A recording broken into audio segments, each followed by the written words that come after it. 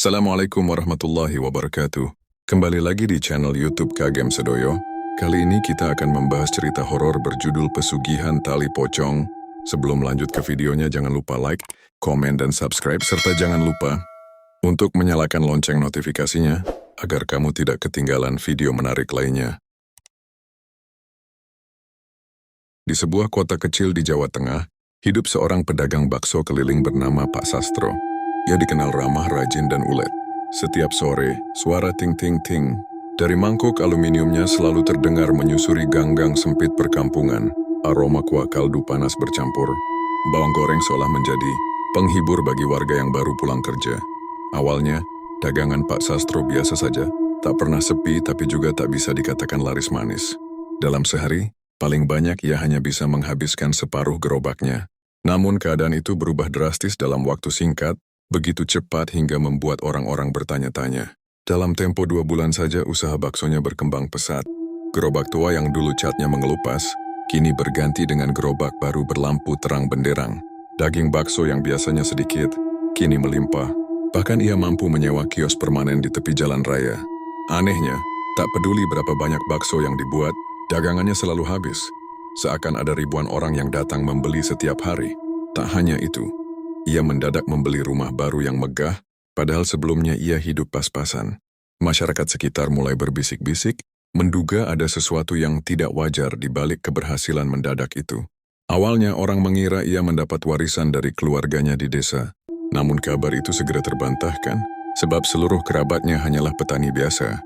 Ada juga yang mengatakan ia mendapat pinjaman besar dari rentenir. Tapi anehnya, tidak pernah ada satupun yang menagih utang kepadanya. Semakin hari gosip berkembang bahwa Pak Sastro menggunakan pesugihan.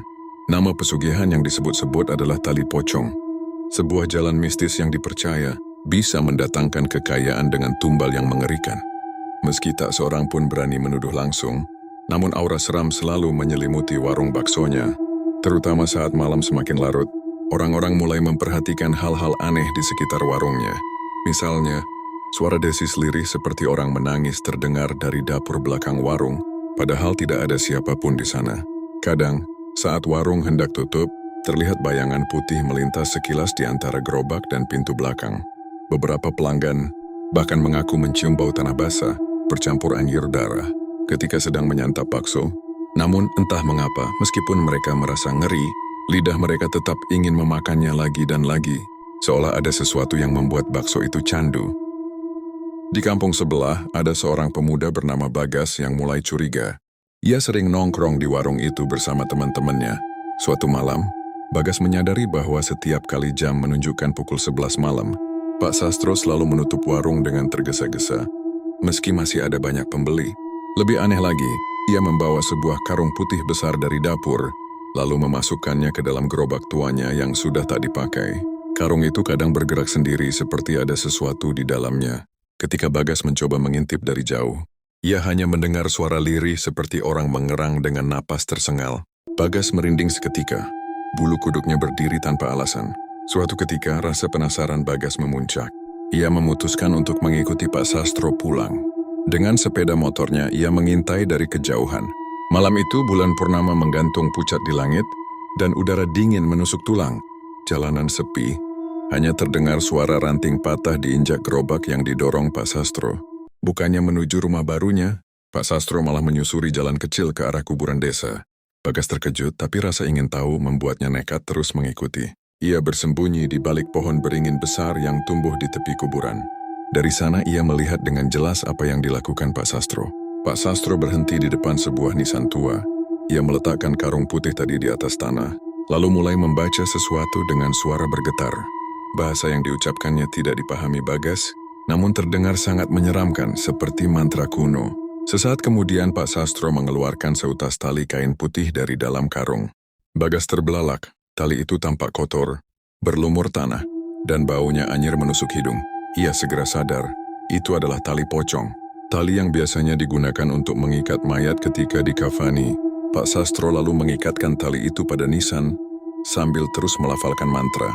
Dari arah karung terdengar tangisan lirih seorang perempuan, sangat jelas memilukan, seolah meratap meminta tolong. Tubuh Bagas gemetar hebat. Ia ingin lari, tapi kakinya seakan menempel di tanah.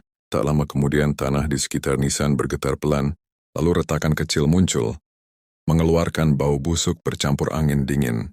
Dari retakan itu muncul sesosok bayangan putih tinggi menjulang, wajahnya tertutup kain kafan robek, dan matanya kosong menghitam. Sosok itu menggeliat seperti ulat, lalu berdiri tegak menghadap Pak Sastro. Dengan suara serak yang membuat telinga perih, sosok itu berkata, "Mana janjimu? Ha ha ha ha." Pak Sastro menunduk hormat, lalu menjawab dengan suara bergetar, Sudah aku bawakan tumbalnya. Terimalah tumbalnya. Jangan ganggu aku dan daganganku." Bagas hampir pingsan mendengar itu. Jelas sudah rumor pesugihan tali pocong bukanlah omong kosong. Pak Sastro benar-benar melakukannya. Ia menggunakan tumbal manusia sebagai bagian dari perjanjian itu. Bagas ingin menjerit, tapi suaranya tercekat. Ia menutup mulutnya erat, menahan napas, berharap tidak ketahuan. Namun tanpa disadari, dari balik kain pocong yang robek itu, sosok menyeramkan tersebut melirik ke arahnya. Mata hitam kosongnya menatap lurus seolah menembus gelap. Bagas merasakan jantungnya berhenti berdetak. Malam itu menjadi malam paling mengerikan dalam hidup Bagas. Dari balik pohon beringin tua, ia masih menahan napas, tubuhnya gemetar hebat. Sosok pocong itu berdiri kaku di depan Pak Sastro, namun matanya yang kosong seakan langsung menembus tempat persembunyian Bagas. Udara mendadak semakin dingin, sampai-sampai Bagas bisa melihat embusan napasnya sendiri seperti asap. Ia ingin sekali kabur, tapi entah kenapa kakinya berat, seakan ada tangan gaib yang menahannya. Sementara itu, Pak Sastro mengeluarkan sesuatu lagi dari karung putih. Ternyata di dalam karung itu ada seorang gadis muda yang terikat dengan kain, mulutnya disumpal. Tubuhnya penuh luka lebam seakan baru saja dipukuli. Gadis itu mengerang lemah, air matanya membasahi pipi. Bagas nyaris menjerit melihatnya. Gadis itu jelas masih hidup. Tumbal yang dimaksud Pak Sastro bukanlah hewan atau benda, melainkan manusia sungguhan. Gadis malang itu digulingkan ke tanah tepat di hadapan sosok pocong. Dengan suara serak, pocong itu mengeluarkan tawa lirih yang membuat telinga Bagas sakit. Tanah di sekitar gadis retak, dan perlahan tubuhnya tersedot ke dalam bumi. Meski ia berusaha menendang dan meronta, jeritan teredam dari mulut yang disumpal terdengar begitu pilu, hingga membuat Bagas hampir gila. Pak Sastro menunduk, seperti seorang hamba yang sedang menyembah.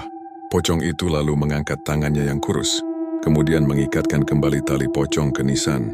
Dalam sekejap tanah yang terbuka menutup rapat, seolah tak pernah retak sebelumnya. Sunyi, senyap, hanya terdengar napas berat Pak Sastro dan detak jantung Bagas yang hampir meledak. Lalu pocong itu menghilang perlahan menjadi kabut putih, meninggalkan bau busuk yang menusuk hingga membuat Bagas hampir muntah. Setelah ritual itu selesai, Pak Sastro duduk terengah-engah di tanah. Wajahnya pucat pasi namun matanya berbinar puas. Ia meraih karung kosong, lalu melipatnya kembali memasukkannya ke dalam gerobak. Sesaat ia menoleh ke kiri dan ke kanan, seakan memastikan tak ada yang melihat. Bagas segera menunduk berusaha menyatu dengan kegelapan di bawah pohon beringin. Namun hatinya kian kacau, sebab meski ia bersembunyi rapat, perasaan seolah dirinya sedang diawasi semakin kuat. Bayangan hitam melintas sekilas di sudut matanya, membuatnya semakin takut. Ia tak tahu apakah itu hanya imajinasi atau memang ada sesuatu yang benar-benar memperhatikan dirinya. Begitu Pak Sastro pergi meninggalkan kuburan, Bagas berusaha bangkit. Kakinya masih gemetar, tapi rasa takut bercampur penasaran membuatnya memutuskan untuk pulang lewat jalan lain agar tidak ketahuan. Dalam perjalanan, ia berkali-kali menoleh ke belakang, takut jika pocong itu tiba-tiba muncul dan menyeretnya. Angin berhembus kencang, daun-daun bambu bergesekan menghasilkan suara seperti bisikan. Sesekali ia mendengar suara langkah kaki di belakangnya, padahal ketika menoleh tidak ada siapapun. Hingga akhirnya ia tiba di rumah dengan napas tersengal, wajah penuh keringat dingin. Sejak malam itu, hidup Bagas tak pernah sama lagi. Setiap malam ia dihantui mimpi buruk. Dalam tidurnya, ia selalu melihat gadis yang menjadi tumbal itu, menatapnya dengan mata penuh air mata, mulutnya masih disumpal kain kotor. Tubuhnya tenggelam dalam tanah. Gadis itu seakan meronta meminta tolong, namun Bagas hanya bisa berdiri membeku dalam mimpinya. Kadang ia bahkan terbangun dengan suara tangisan samar di telinganya. Tubuhnya basah oleh keringat, dan udara di kamarnya mendadak dingin menusuk. Meski jendela sudah ditutup rapat, sementara itu warung bakso Pak Sastro semakin ramai. Orang-orang antri sampai ke jalan. Aneh memang, meski beberapa pelanggan mengaku pernah melihat hal-hal ganjil di warung itu, seperti bayangan putih yang melintas di dapur, suara tangisan lirih di kamar belakang, atau aroma tanah basah bercampur anyir darah. Namun entah kenapa mereka tetap ingin kembali. Bakso Pak Sastro seakan punya rasa yang membuat orang kecanduan. Bahkan ada yang datang 2-3 kali dalam sehari. Dari hasil itu Pak Sastro semakin kaya. Ia membeli mobil, memperluas rumah, bahkan kabarnya membeli tanah di berbagai tempat. Namun di balik senyumnya yang ramah pada pembeli, tersimpan rahasia kelam yang hanya Bagas ketahui. Bagas sebenarnya ingin menceritakan semua ini pada warga, tapi lidahnya seakan terkunci setiap kali hendak membuka mulut. Ada rasa takut yang luar biasa, seolah jika ia bercerita, sesuatu yang mengerikan akan menimpanya. Bahkan suatu malam, ketika ia berusaha menuliskan semua yang ia lihat di sebuah buku, tiba-tiba lampu kamarnya padam, dan dari pojok ruangan muncul suara serak berbisik, Diam atau kau yang jadi tumbal. Sejak saat itu, Bagas tidak berani lagi mengungkapkan pada siapapun. Namun kejadian berikutnya membuat rasa takut. Bagas berubah menjadi tekad. Pada suatu sore, ia melihat berita hilangnya seorang gadis di kampung sebelah. Gadis itu terakhir kali terlihat membeli bakso di warung Pak Sastro. Foto gadis itu terpampang jelas di poster orang-orang hilang, yang ditempel di tembok-tembok kampung. Dan yang lebih mengerikan, gadis itu adalah orang yang sama dengan yang dilihat Bagas di dalam karung putih itu. Dadanya berdegup kencang, tangannya gemetar memegang poster. Air matanya menetes bukan hanya karena ngeri tapi juga karena rasa bersalah. Ia menyadari bahwa ia adalah satu-satunya saksi, tapi ia tak berbuat apa-apa. Malam harinya Bagas kembali bermimpi buruk. Dalam mimpi itu, gadis yang hilang tersebut muncul di kamarnya, berdiri di pojok ruangan dengan tubuh kotor berlumuran tanah, matanya memerah, dan dari mulutnya yang masih disumpal kain kotor keluar darah pekat. Ia menunjuk Bagas dengan tangan gemetar, lalu suaranya bergema, Tolong aku, belaskan dendamku sebelum mata harapan lagi. Bagas terbangun dengan teriakan keras, tubuhnya basah oleh keringat dingin. Ia sadar, ini bukan lagi sekadar rasa takut namun ini adalah sebuah panggilan. Sejak malam penuh mimpi buruk itu, Bagas mulai bertekad untuk mencari kebenaran. Ia sadar jika dibiarkan akan ada lebih banyak korban, namun langkahnya tidak mudah. Setiap kali ia mencoba berbicara dengan teman atau keluarganya, lidahnya terasa keluh, seolah ada kekuatan gaib yang menahannya. Bahkan ibunya pernah berkata, Bagas, kenapa akhir-akhir ini kamu sering melamun? Matamu kayak orang ketakutan. Bagas hanya bisa menggeleng, meski dalam hatinya ia ingin berteriak, ingin menceritakan semuanya. Warung bakso Pak Sastro kini semakin terkenal. Orang-orang dari kampung lain berdatangan. Anehnya, tidak ada yang pernah merasa enek atau sakit meski mereka makan berkali-kali. Justru sebaliknya banyak yang ketagihan. Baksonya Pak Sastro itu beda rasanya. Gurih, kenyal, bikin nagih. Aku bisa makan semangkok, 2 mangkok, bahkan 3 mangkok sekaligus, kata salah seorang pelanggan. Namun di balik itu rumor gelap terus beredar. Konon kuah bakso itu bercampur sesuatu yang tak seharusnya, darah manusia. Dan dagingnya bukan hanya dari sapi. Gosip itu beredar pelan, dibisikkan dari mulut ke mulut, tapi selalu berakhir dengan tawa sinis, jangan ngawur. Masa iya begitu? Kalau benar kenapa kita masih sehat-sehat saja? Bagas tahu gosip itu bukan sekadar kabar angin. Ia sendiri menyaksikan tumbal yang dikorbankan untuk pesugihan tali pocong. Ia tahu bahwa setiap semangkuk bakso yang disantap orang-orang mungkin mengandung rahasia kelam, tapi ia tak punya bukti. Ia tak berani menuduh tanpa dasar yang kuat, maka ia memutuskan untuk mengintai lagi. Suatu malam dengan penuh keberanian, Bagas kembali menuju kuburan tempat ia melihat ritual mengerikan itu. Ia bersembunyi di balik semak, menunggu Pak Sastro datang. Malam itu angin berhembus kencang, bulan separuh diselimuti awan. Hening hanya suara jangkrik sesekali terdengar. Sekitar pukul 11 malam, gerobak tua itu muncul lagi didorong perlahan. Pak Sastro datang, mengenakan pakaian hitam longgar, membawa karung putih yang sama. Hati Bagas berdegup kencang. Ia tahu sebentar lagi ritual itu akan dimulai. Ia memaksa dirinya bertahan meski rasa takut hampir melumpuhkannya. Benar saja, Pak Sastro berhenti di nisan tua, lalu mulai melafalkan mantra dengan suara bergetar. Dari dalam karung terdengar erangan lemah seorang laki-laki muda. Bagas hampir meloncat keluar ingin menghentikan semua itu. Namun langkahnya terhenti saat tanah kembali bergetar, dan pocong tinggi menjulang itu muncul. Suaranya serak dan bergema di antara nisan. Janjimu janji. Laki-laki muda yang menjadi korban meronta. Matanya penuh ketakutan, tapi dalam sekejap tubuhnya tersedot ke dalam tanah, menghilang begitu saja. Ceritanya menggema, lalu hilang ditelan bumi. Bagas menutup mulutnya rapat-rapat agar tak menjerit. Air matanya mengalir tanpa sadar. Ia tahu bahwa satu nyawa lagi telah melayang. Setelah ritual selesai, Pak Sastro menunduk, lalu menatap kosong ke tanah.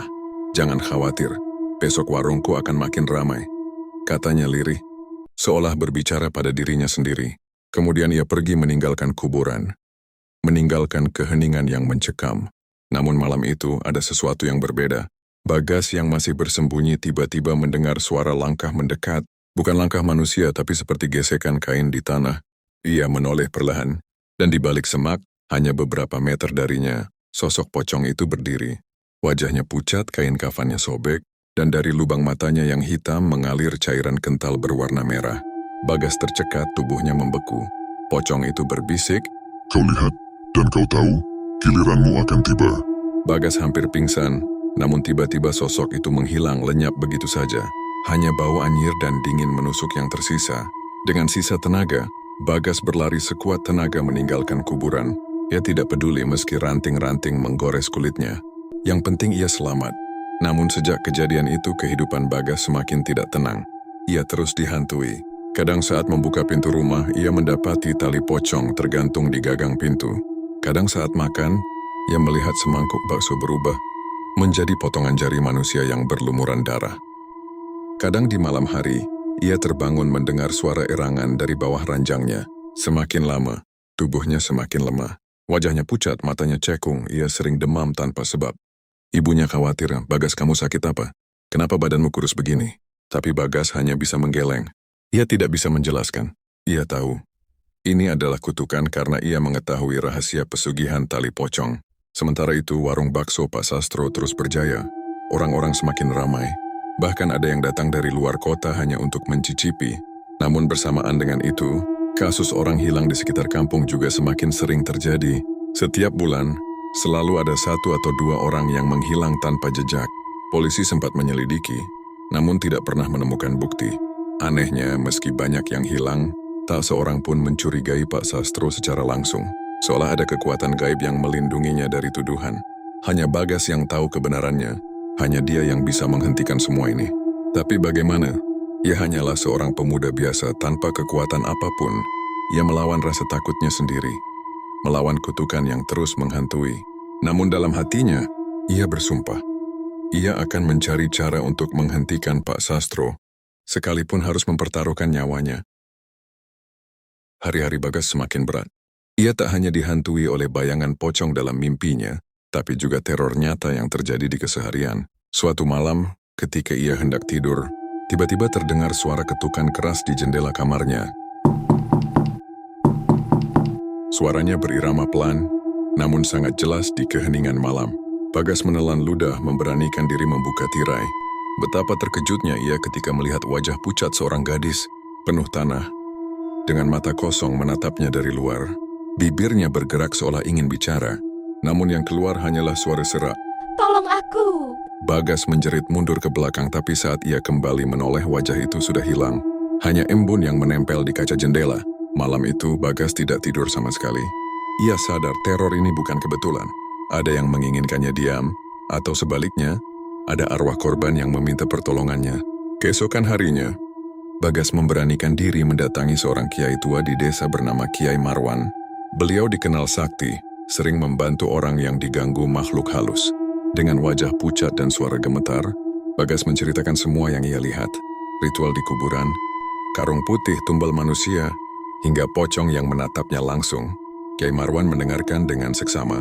Wajahnya semakin serius setiap Bagas berbicara. Setelah Bagas selesai, Kiai Marwan menarik napas panjang. Dan ia berkata, "Anak muda, yang kau lihat itu memang benar adanya. Pesugihan tali pocong adalah salah satu yang paling kejam, yang menuntut tumbal manusia. Dan jika perjanjian itu dilanggar, pelakunya akan mati dengan cara mengerikan. Tapi, sebelum ajal itu tiba, korban-korban tak bersalah akan terus berjatuhan." Bagas menunduk, hatinya sesak. "Lalu apa yang harus saya lakukan, Kiai?" Saya tidak sanggup melihat orang-orang terus hilang. Kiai Marwan menatapnya tajam. Perjanjian itu hanya bisa diputus jika tali pocong yang menjadi perantaranya dimusnahkan. Tapi ingat, itu bukan perkara mudah. Makhluk yang terikat dengan perjanjian itu akan melawan. Jika kau gagal, bukan hanya kau yang mati, tapi arwah-arwah korban akan semakin menderita. Bagas menggenggam erat tangannya meski takut. Ia tahu ini adalah jalan yang harus ditempuh. Saya siap, Kiai. Apapun risikonya, saya harus menghentikan Pak Sastro. Kiai Marwan lalu memberikan sebuah kantong kecil berisi garam, bunga 7 rupa, dan sepotong kain putih yang sudah dibacakan doa. Bawalah ini. Jika kau bertemu dengan pocong itu, taburkan garam ke arahnya. Itu akan melemahkannya sementara. Dan kain ini, gunakan untuk membungkus tali pocong bila kau berhasil merebutnya. Malam itu Bagas bersiap. Ia menunggu hingga larut, lalu menuju kuburan tua tempat ritual biasa dilakukan. Jantungnya berdebar kencang, namun ia mencoba menguatkan diri. Dari kejauhan, ia kembali melihat Pak Sastro datang, mendorong gerobak tua dengan karung putih di atasnya. Kali ini, entah siapa yang malang terjebak di dalam karung itu. Bagas menggertakkan giginya. Hatinya perih membayangkan seseorang akan menjadi korban lagi. Pak Sastro mulai melafalkan mantra, dan tanah kembali bergetar. Pocong tinggi menjulang itu muncul dengan suara serak, menagih janji. Dari dalam karung, terdengar teriakan pilu seorang anak kecil. Bagas hampir menerjang keluar, tapi ia menahan diri menunggu saat yang tepat. Saat pocong itu mendekat ke karung, Bagas melompat dari persembunyian sambil menaburkan garam ke arah makhluk itu. "Dengan izin Allah, enyahlah kau!" teriaknya. Pocong itu menjerit melengking. Tubuhnya berasap seperti terbakar. Pak Sastro terkejut. Matanya melotot melihat Bagas berdiri dengan keberanian nekat. "Anak kurang ajar. Kau mengganggu ritualku," katanya marah. Ia berusaha menahan Bagas, tapi pemuda itu lebih cepat. Bagas meraih karung, menariknya menjauh dari nisan. Dari dalam karung terdengar tangisan anak kecil yang kini semakin jelas. Namun pocong itu tidak hilang begitu saja. Meski tubuhnya melemah, ia masih berdiri, menatap Bagas dengan tatapan kosong mengerikan. Tiba-tiba, tali pocong di tangannya melayang sendiri, berusaha melilit tubuh Bagas. Untungnya, Bagas sempat menghindar, meski sedikit terluka di lengannya. Ia menggenggam kain putih pemberian Kiai Marwan, bersiap untuk merebut tali itu. Pak Sastro berteriak panik, "Jangan sentuh tali itu milikku." Ia berusaha menarik tali pocong, tapi Bagas menubruknya dengan sekuat tenaga. Mereka berdua jatuh berguling di tanah, berkelahi di antara nisan yang sepi. Sementara itu, pocong itu terus meronta, menjerit seperti disiksa. Suaranya menggema ke seluruh penjuru kuburan, membuat udara semakin dingin menusuk. Bagas akhirnya berhasil meraih tali pocong yang jatuh ke tanah. Dengan cepat ia membungkusnya menggunakan kain putih yang diberi doa. Pocong itu mengerang keras, tubuhnya berguncang hebat, lalu retak seperti kaca pecah. Dalam sekejap, sosoknya lenyap, hanya menyisakan bau anyir dan angin kencang yang membuat pohon-pohon bergoyang. Pak Sastro terduduk lemas, matanya kosong, wajahnya penuh ketakutan. "Tidak, kau tidak tahu apa yang sudah kau lakukan. Mereka akan datang, mereka akan membalas," katanya terbata-bata. Bagas berdiri dengan nafas terengah, memegang erat kain berisi tali pocong. Ia tahu perjuangan belum selesai. Perjanjian memang sudah goyah, tapi arwah-arwah korban yang dijadikan tumbal belum menemukan kedamaian. Malam itu langit mendadak menggelegar, petir menyambar di kejauhan, angin kencang bertiup, dan dari arah kuburan terdengar rintihan banyak suara sekaligus, suara perempuan, laki-laki, bahkan anak-anak, semua meratap menjerit menuntut balas. Malam itu langit mengamuk, petir menyambar-nyambar, angin berputar seolah hendak merobohkan pepohonan di kuburan tua. Bagas berdiri di antara nisan dengan napas tersengal, memeluk erat kain putih yang membungkus tali pocong. Pak Sastro terduduk di tanah, wajahnya pucat, matanya kosong, seperti orang kehilangan separuh jiwanya. Suara jeritan dan tangisan samar terdengar dari segala arah, seolah ribuan arwah yang lama terkurung kini menuntut kebebasan. "Aku sudah bilang." Suara Pak Sastro bergetar, "Kau tidak tahu apa yang kau lakukan.